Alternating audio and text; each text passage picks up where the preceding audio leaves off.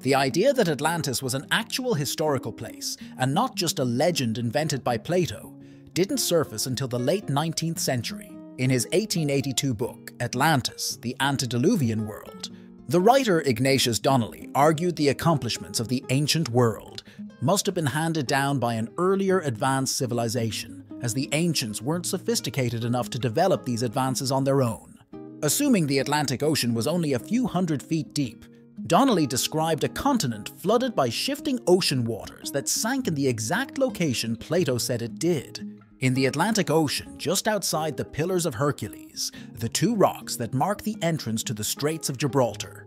Long after modern oceanography and a greater understanding of plate tectonics poked holes in his shifting waters thesis, some continue to cling to Donnelly's theory, mostly due to its adherence to Plato's placement of Atlantis in the mid-Atlantic. Number 1. Atlantis was swallowed up by the Bermuda Triangle. Inspired by Donnelly, many later writers expanded on his theories and added their own speculations as to where Atlantis may have been. One of these writers was Charles Berlitz, grandson of the founder of the well-known language schools, and author of many books on paranormal phenomena.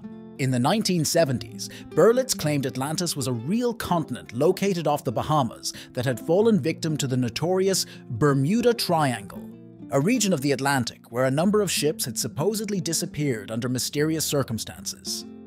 Supporters of this theory point to the discovery of what look like man-made walls and streets found off the coast of Bimini, although scientists have evaluated these structures and found them to be natural beach rock formations.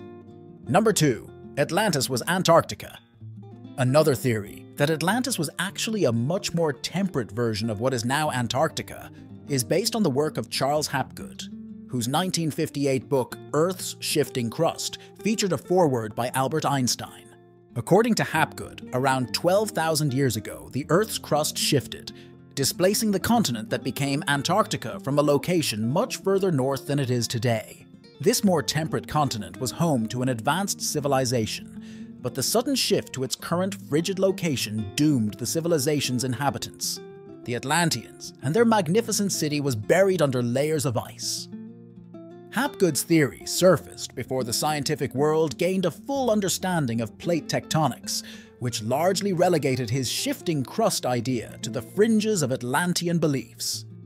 Number 3. The story of Atlantis was a mythical retelling of the Black Sea flood. This theory presumes Atlantis itself was fictional, but the story of its demise was inspired by an actual historical event: the breaching of the Bosporus by the Mediterranean Sea and subsequent flooding of the Black Sea around 5600 BC. At the time, the Black Sea was a freshwater lake half its current size. The flooding inundated civilizations known to flourish along its shore with hundreds of feet of seawater in a short period of time.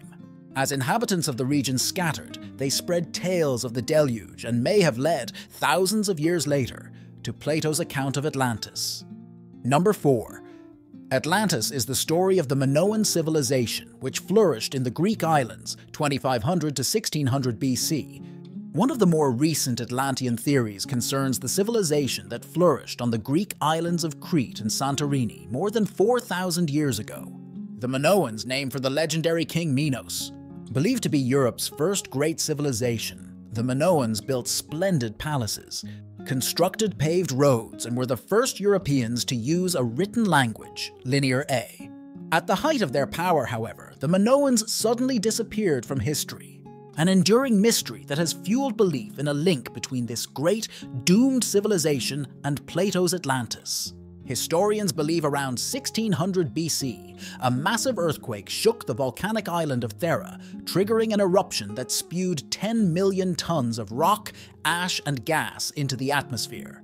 Tsunamis that followed the eruption were large enough to wipe out Minoan cities throughout the region, devastation that may have made the Minoans vulnerable to invaders from the Greek mainland.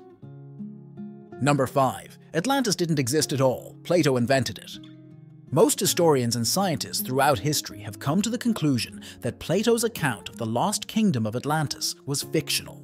According to this argument, the Greek philosopher invented Atlantis as his vision of an ideal civilization, and intended the story of its demise to be a cautionary tale of the gods punishing human hubris.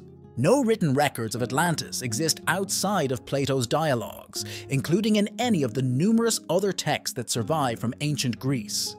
Furthermore, despite modern advances in oceanography and ocean floor mapping, no trace of such a sunken civilization has ever been found. What is your theory about the lost Atlantis? Do you believe that it actually exists? Share your thoughts in the comments section. Goodbye, everyone.